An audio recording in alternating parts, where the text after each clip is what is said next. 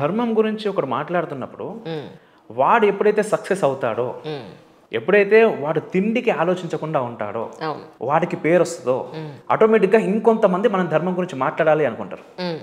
ఎప్పుడైతే ధర్మం గురించి మాట్లాడి అడుక్క తింటా ఉంటాడో, తిండికి లేకుండా గతి లేకుండా రోడ్ల మీద తిరుగుతుంటాడో, ఆటోమేటిక్గా తల్లిదండ్రులు ఒకవేళ పిల్లలకు అది చేయాలని ఉన్నా మూసుకొని కూర్చో వేరే జాబ్ చేసుకో అంటారు.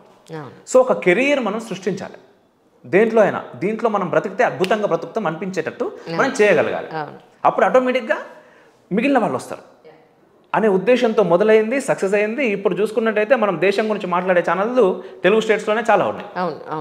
చాలా ఛానల్స్ మాట్లాడుతున్నారు పొద్దున్న లేచినప్పటి నుంచి. మనం ఎక్కడ ఈ వార్తలు కూడా ఒకప్పుడు ఏంది, మనం TV9 సోకాల్ ఈ ఛానల్స్ అన్నిటిలో బ్రేకింగ్ ఎవరు ఇస్తారని చూస్తుండే. అంటే ఆటోమేటిక్గా ఇన్ని ఛానల్స్ వచ్చిన తర్వాత వండాలి వార్తలు.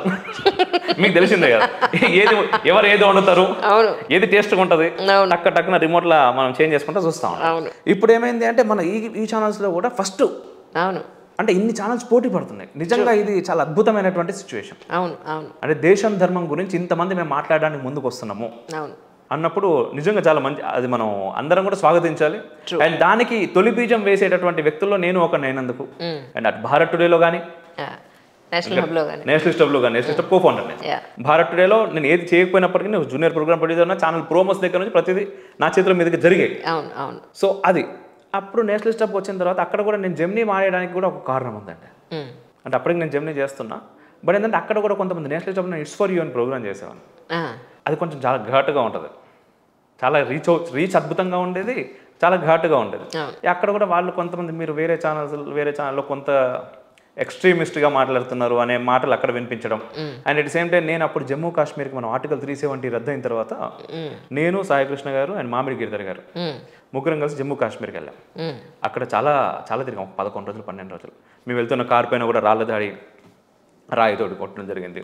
అండ్ కొన్ని టెంపుల్స్, ప్రతి ఏ టెంపుల్ చూసినా కూడా ఆర్మీ క్యాంప్సే. ఎందుకు అంటే శుక్రవారం వచ్చిందంటే టెంపుల్స్ పైన రాళ్ళేస్తారు వచ్చి, అందుకోసం ఆర్మీ వాళ్ళు అక్కడ ఉంటుండే. సో అట్లాంటి చాలామంది ఆర్మీ, అంటే నేనే కెమెరా అంతా హ్యాండిల్ నేనే చేశాను అనమాట. అంటే మనం ఆల్రెడీ జమానా కాలంలో మనం అన్ని నేర్చుకున్నాం. సో మళ్ళీ కెమెరామెన్ తీసుకెళ్ళడం, అప్పుడు మాకు బడ్జెట్ లేదు. ఎంత మొత్తం కలిపి అందరు జూనియర్లను పెట్టుకొని పని నేర్పించి కూడా స్టార్ట్ అయ్యింది. కెమెరా పట్టుకొని నేనే తిరిగే ఆ టైంలో ఆ 11 రోజుల్లో చాలా మంది ఆర్మీ వాళ్ళతో మాట్లాడుతున్నప్పుడు నిజంగా అనిపించిందండి. అది చాలా పెద్ద అది నా లైఫ్లో ఫస్ట్ ఆ బీటెక్ ఒకటి ఇందూరు కాలేజీలో చేయడం, ఒకవేళ హైదరాబాద్ చేసి ఇంకెట్లుంటున్నాను.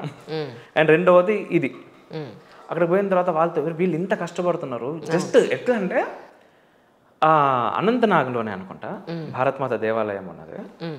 అక్కడ నేను ఇంతకు ముందు కూడా వేరే 1-2 సందర్భాల్లో ఈ విషయం చెప్పిన. ఎవరు అడిగారు నన్ను? భారతమాతకి దేవాలయం లేదని. సో ఉందన్నమాట. ఉంది, భారతమాతకి 2 దేవాలయాలు ఉన్నాయి. అయితే అక్కడ బయట చెక్ పోస్ట్ ఉంటుంది టెంపుల్ బయట.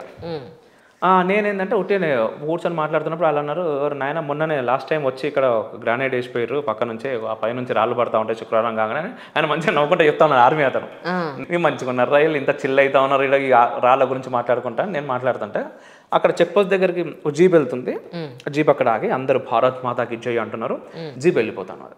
నేను అవి కొన్ని విజువల్స్ షూట్ చేస్తాను అక్కడ బయట కూర్చొని. ఆ గ్రాఫిటీ పెయింటింగ్స్ అవి ఇవి పాకిస్తాన్ జిందాబాద్ అని కొట్టేసినాయి, కొంతమంది జమ్మూ కాశ్మీర్ ఆజాదీ అని చెప్పేసి నానా దరిద్రాలు అన్నీ ఉన్నాయన్నమాట. అవి షూట్ చేసుకుంటే వీళ్ళతో మాట్లాడుకుంటున్నప్పుడు ఒకటి పోయింది 2 జీపులు కొన్ని పోతా ఉన్నాయి. ప్రతి జీప్ అక్కడికి వస్తున్నది భారత్ మాతకి జై అని పోతున్నారు. ఆ తర్వాత నేను అక్కడ ఆదిలాబాద్ ఒక అతను ఉండే ఆర్మీ పర్సన్. నేను అన్న అడిగిన, అన్న ఏందన్నా ఇట్లా అక్కడికి పోయి కరెక్ట్ ఏమంటున్నారు, అక్కడ ఏమన్నా ఉందా స్పెసిఫిక్గా అంటే ఆయన చెప్పింది నాకు, ఏం లేదు భయ్యా, బేసిక్గా ఇక్కడ ప్రస్తుత పరిస్థితులు ఏ రకంగా జరుగుతున్నాయో మీకు తెలుసు, జమ్మూ కాశ్మీర్లో ఎట్లున్నది ఏంది అని. సో ఒక్కసారి మేము బయటకు పోయినాము అంటే మళ్ళీ లోపలికి వస్తామో రాదో మాకు కూడా తెలియదు. ఎక్కడ ఎవడేం పెడతాడో, ఎక్కడ ఎవరు పేల్చేస్తాడో. మళ్ళీ ఒకసారి మా తల్లికి మేము వందనం చేసే అవకాశం మాకు రాదు కదా, అందుకు మేము ఇక్కడ చేసిపోతామన్నారు.